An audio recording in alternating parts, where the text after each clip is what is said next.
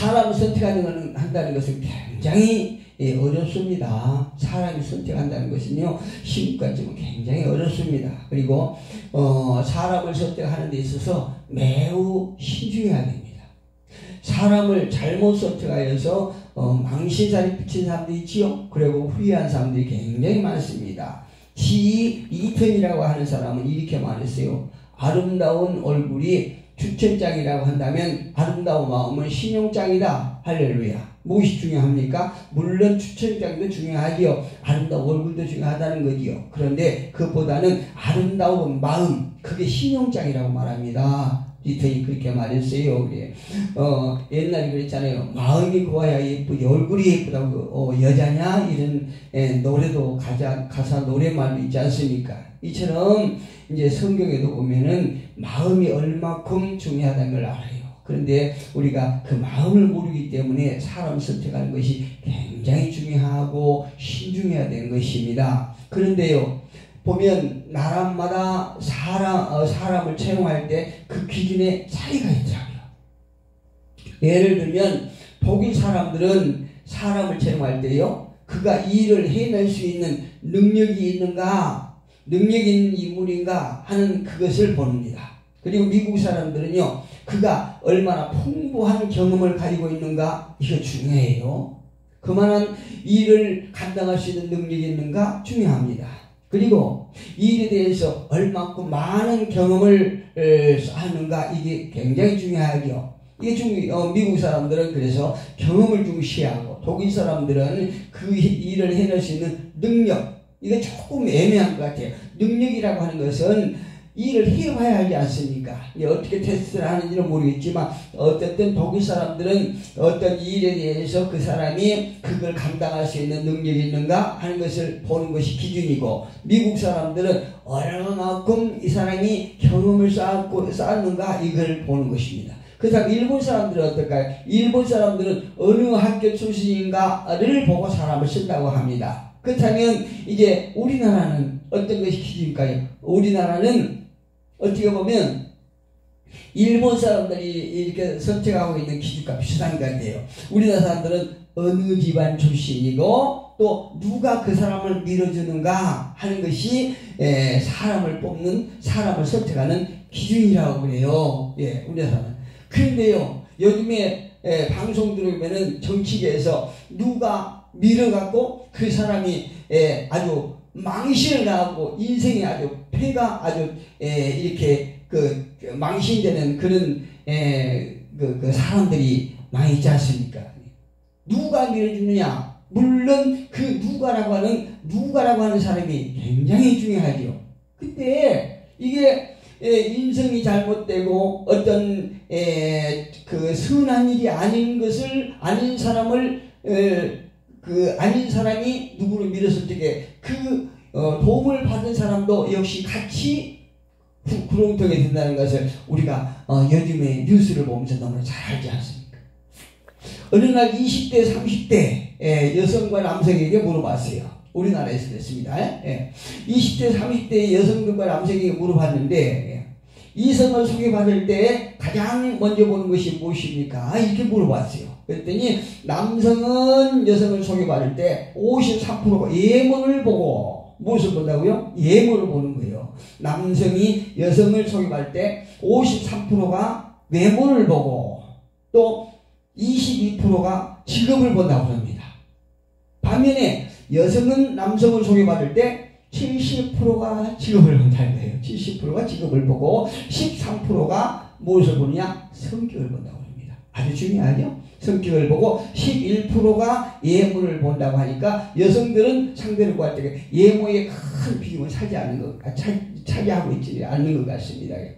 남자들은요, 여자의 용모에 대해서 압도적인 관심이 많고 여자들은 남자의 직업과 능력에 관심이 많은 것 같습니다. 사람들은요, 거의 본능적으로 외적인 조건에 영향을 많이 받는 것 같아요. 그런데요, 이 사람을 선택하는 그 기준을 자세히 보면 이러한 성향이 그 사회의 건강성을 결정짓는 주요한 원인이 된다고 합니다. 그래서요, 우리 사회는 인맥이 모든 걸 결정을 짓는 경향이 있기 때문에 바로 그 점이 우리 사회의 경쟁력을 떨어뜨리고요. 경쟁력을 떨어진다. 그리고 건강한 사회가 되지 못하게 하는 요인이 되지 않을까 심히 염려스럽습니다. 그렇다면요, 하나님께서는 어떤 사람을 택하시고 어떤 사람을 쓰실까요? 여러분 생각해 보신 기억이 있으십니까? 오늘 본문을 보게 되면요, 하나님께서는 사무엘 선지자에게 사울 왕을 대신해서 새로운 왕을 선택하라 이렇게 말씀하시죠. 다시 말씀드리면 이스라엘 초대왕 사울은 영광스러운 자리에서 하나님께 불순종함으로 말미암아 버림을 받았습니다. 1절에 보니까 이런 말씀이 있죠. 사무엘상 16장 1절에 보니까 여호와께서 사무엘에게 이르시되 내가 이미 사울을 버려 이스라엘 왕이 되지 못하게 하였거늘 내가 그를 위하여 언제까지 슬퍼하겠느냐. 너는 뿔에 기름을 채워 가지고 가라. 내가 너를 베들레헴 사람 이새에게로 보내리니 이는 그가 그의 아들 중에서 한 왕을 보았느니라 하시는지라. 이렇게 말씀하세요. 사무엘은 사울 왕에 대해서 대단히 아쉬움이 많았겠지요. 왜 그렇습니까? 나라는 아주 혼란스럽지요. 백성들의 생각과 가치관은 아주 엉뚱한 데가 있지요. 그래서 사울 왕에 대한 기대가 많았을 것입니다. 그래서 이 사무엘 제사장은요, 그 사울 왕에 대해서 기대를 가지고 하나님 앞에 많은 기도를 했겠지요. 그럼에도 불구하고 이 사울 왕은 교만하여서, 사울 왕도 얼마나 외모에 뛰어났습니까? 그런데 교만하여서 하나님의 말씀에 불순종함으로 말미암아 그가 결국에는 하나님으로부터 버림받았다고 하나님 말씀하지 않습니까? 그게 얼마나 아쉬웠겠죠. 그런데 이제 그 반면에 사울 왕이 하나님으로부터 버림받았다는 데 대한 아쉬움이 있고, 또 한 가지 긍정적인 것은 새로운 왕에 대해서 기대를 많이 했을 것입니다. 왜요? 왕이 제대로 됐을 때에, 선정을 베풀었을 때에 나라가 평온하고 백성들이 잘 살았거든요. 그렇기 때문에 이 뜻이 있고 영적으로 깨인 선지자나 제사장들, 이런 사람들은요, 어떤 그 지도자에 대해서, 왕에 대해서 굉장한 기대를 걸었을 줄로 우리가 짐작이 가지 않습니까? 왜요? 왕이 어떤 사람이 택한 세워지느냐에 따라서 나라의 흥망성쇠가 이렇게 달려있기 때문에, 그래서 사울 왕도 역시나 그 사무엘 선지자도 사울 왕에 대한 기대가 이제 많았겠지만 그 기대가 꺾이는 그런 아쉬움이 있고, 이제 하나님께서 새로운 왕을 택하심에 있어서 그 새로운 왕에 대한 기대심이 많았을로 생각합니다. 사무엘은요, 이새의 모든 아들들에게 하나님께 제사를 드리자 이렇게 다 불러드려요. 이새의 아들들을. 그런데 이 자리에 막내 다윗은 그의 아버지 이새가 무슨 이유인지 부르지 않았습니다. 그 자리에 없었어요. 어쩌면 이새의 아들 중에 왕을 선택하는 순간입니다. 사무엘이 이제 6절에 보니까, 오늘 본문 6절에 보니까 그 뒤 오매 사무엘이 엘리압을 보고 마음에 이르기를 여호와의 기름 부으실 자가 과연 주님 앞에 있도다. 사무엘이 보기에는 이새의 아들 엘리압이 아주 왕의 자격으로 딱 갖췄다고 생각한 거예요. 그는 사무엘 보기에 용모가 뛰어난 것 같습니다. 아주 용모가 뛰어난 것 같고요. 물론 사무엘 왕도 용모가 아주 혼추됐고 아주 뛰어났었습니다. 그런데 하나님의 생각은 어떤가요? 하나님 생각은 사무엘과 전혀 달랐어요. 실제로 보니까 여호와께서 사무엘에게 이르시되 그의 용모와 키를 보지 말라. 엘리압이 용모가 굉장히 좋았던 것 같아요. 그리고 우리가 흔히 얘기하는 누가 잘생겼다, 누가 미인이다 하는 그 기준이 무엇입니까? 키잖아요. 하나님께서는 그 사울 왕을 가리켜서 용모와 키를 보지 말라 이렇게 하나님께서 말씀하세요. 그 6절에서 사무엘은 반드시 이 사람이야말로 엘리압, 이새의 아들 엘리압이야말로 정말 용모가 훔칠하고 잘생기고 키도 아주 훔칠하고 그래서 이 사람이야말로 하나님으로부터 택함받은 왕이구나 이렇게 생각했는데 하나님은 정반대로 말씀하십니다. 사람은요 외모를 보거니와 하나님은 중심을 보는 것 같아요. 사람과 하나님의 선택 기준의 차이가 여기가 있습니다. 중심을 보신다는 것은 무슨 말입니까? 중심을 보신다는 것은 마음속에 있는 결심이나 그래 결단이겠죠. 굳은 결단, 움직이지 않는 결단이나 생각 그리고 가치관 이게 대단히 중요합니다. 무엇을 추구하고 사느냐 이게 아주 굉장히 중요해요. 어떤 생각을 가지며 살고 있느냐 이거 아주 중요하죠. 다시 말씀드리면 성품을 보신다는 거죠. 그 내면을 보신다는 거죠. 왜 사람과 하나님의 선택 기준에 이렇게 다를까요? 간단하죠. 사람은 사람의 속을 볼 수가 없기 때문이에요. 사람은 사람의 속을 볼 수가 없기 때문에 외모를 보고 하나님께서는 사람의 어떤 생각과 계획까지도 알고 계신 전능하신 분이잖아요. 그러니까 하나님께서는 우리가 육안의 눈으로 볼 수 있는 외모를 보시는 것이 아니고 그 내면의 성품을 보신다는 거죠. 하나님만이 볼 수 있는 것이에요. 이제 7 자식을 모두 면접을 본 후에 아들이 더 없냐고 묻습니다. 10절과 11절 같이 한번 볼까요? 10절과 11절. 이새가 그의 아들 7을 다 사무엘 앞으로 지나가게 하나 사무엘이 이새에게 이르되 여호와께서 이들을 택하지 아니하셨느니라 하고 또 사무엘이 이새에게 이르되 내 아들들이 다 여기 있느냐? 이새가 이르되 아직 막내가 남았는데 그는 양을 지키나이다. 사무엘이 이새에게 이르되 사람을 보내어 그를 데려오라. 그가 여기 오기까지는 우리가 식사자리에 앉지 아니하겠노라. 이렇게 말하고 있어요. 다윗은 눈이 빼어나고요. 와서 딱 보니까 얼굴이 아름다웠다고 12절에 말합니다.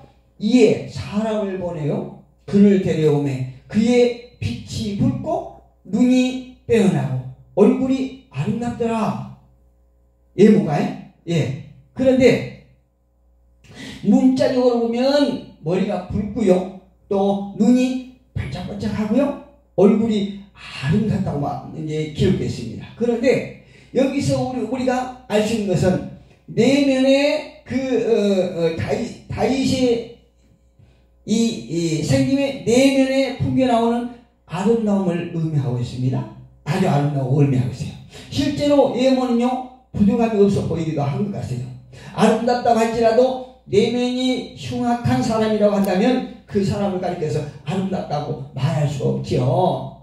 우리가 예면에서 풍겨나온 아름다움이 아무리 아름다울지라도 그 사람의 생각과 가치관 이런 것들이 잘못됐다고 하면 그 사람을 가리켜서 아름다운 사람이라고 얘기를 할 수 없어요. 그러나 우리가 다른 사람 외모에 비해서 떠든다고 할지라도 그 사람 성품이 정말 인간 같고 정말로 잘 다듬어진 이런 사람이라고 그러면은 그 사람 참 좋다. 그 사람 참 인간성 있다. 그 사람 아름답다. 이렇게 얘기를 하지 않습니까? 그런 의미로 이렇게 오늘 이렇게 그 다윗에 대해서 기록해 놓은 것 같습니다.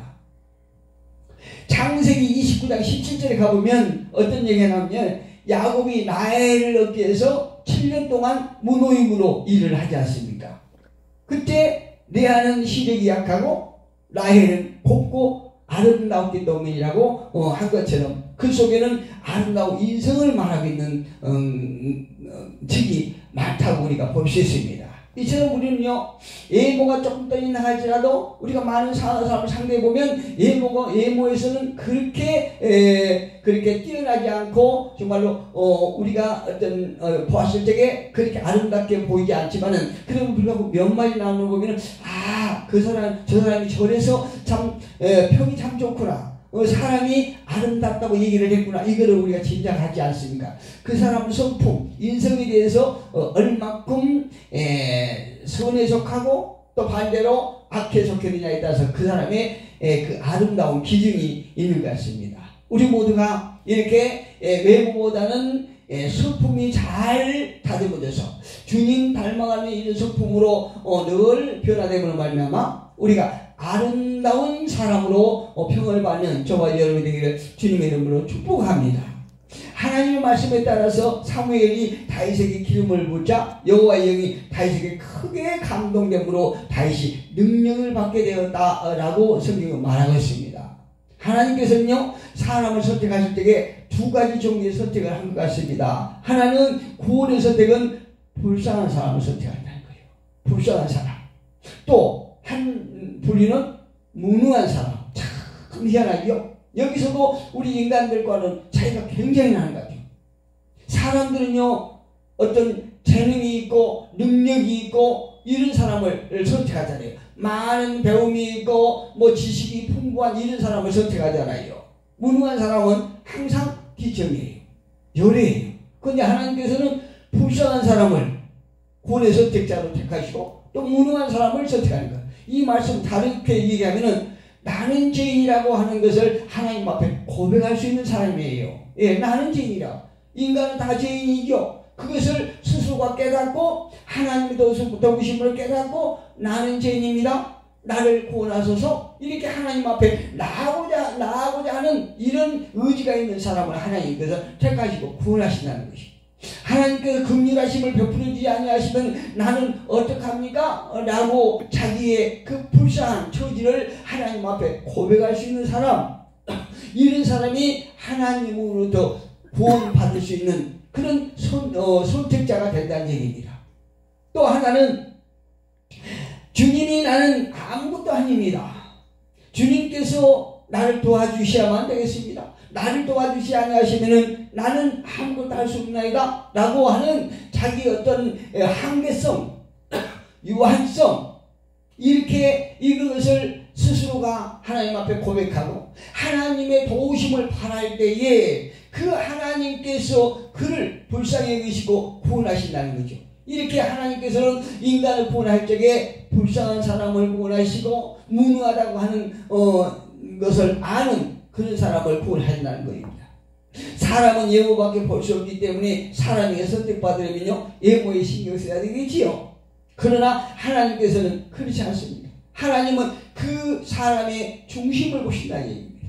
어떤 목사님이 안수초창기 때 이런 기도를 했다고 그럽니다. 하나님, 내가 나에게 성도를 많이 보내주시고 능력을 많이 주셔서 정말 큰 목회를 하게 해주세요. 이렇게 하나님 앞에 계속 간절하게 기도한 거예요. 근데 하나님께서는요 들으지 않은 거예요.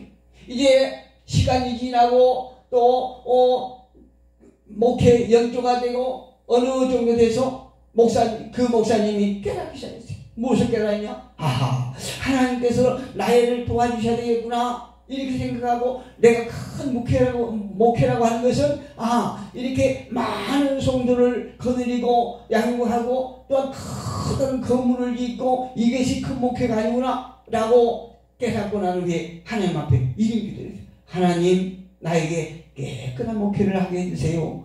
도와주세요. 이렇게 기도했다고 합니다.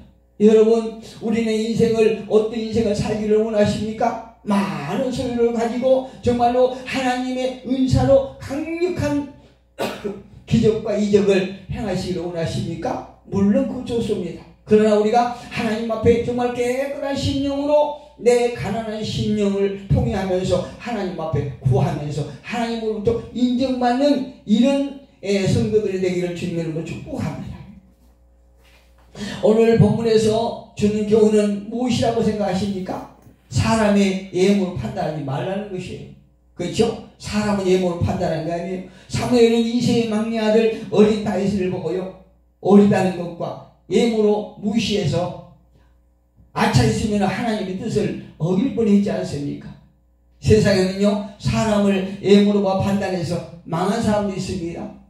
독일에서 있었던 일인데요, 함부르크 한 호텔에서 새로 채용된 한 접객 주임이 한참 청소를 열심히 하고 이게 그 손님 맞을 준비를 하면서 이게 호텔 구석구석을 이렇게 정리하고 있을 때에 저 호텔 가운데 벤치 한가운데서 아주 남루한 옷차림을 하고 인상도 그렇게 좋지 않은 사람이 앉아서 담배를 피우고 있는 거예요. 이를 본 접객 주인이 소스라치게 놀랐어요. 고급 호텔의 분위기를 망쳐놓을 것만 같이 생각했습니다. 그래서 그 사람 뒤로 조용히 가서 이렇게 말했습니다. 여보세요? 남의 눈에 띄지 않게 즉시 이곳을 떠나시오 라고 하는 쪽지를 남겨놓고 자기가 하던 일을 계속했다고 합니다. 그 사람은 떠났어요. 그런데 며칠 후에 그 접객 주인의 호텔에게 이런 쪽지가 전해졌습니다. 여보시오, 미안하지만 남의 귀에 소문나지 않게 오늘 즉시 이 호텔을 나가주시오. 이렇게 말한 밑줄에 이런 것이 있습니다. 남루한 옷차림의 주인 100 이렇게 쓰였더라고 합니다. 깜짝 놀란 접객 주임은요, 그때 그 사람이 이 호텔의 주인이라는 사실을 알고 자기가 사람을 예모로 판단하여 경솔한 행동에 대해서 후회를 했지만 이미 기사는 떠났다고 합니다. 여러분, 저와 여러분이 사람을 볼 때에 중심을 볼 수 있는 그런 시각이 우리에게 부족하다 할지라도 그럼에도 불구하고 우리가 예모로 판단해서 우리의 인생을 망쳐버리는 이런 경험이 없기를 부탁합니다. 그리고 하나님께서 주신 성령을 통해서 사람을 예모로 판단하지 아니하고 하나님께 여쭤서 하나님의 도우심으로 그 사람의 인성을 보는, 중심을 보는 저와 여러분이 되기를 주님의 이름으로 축복합니다.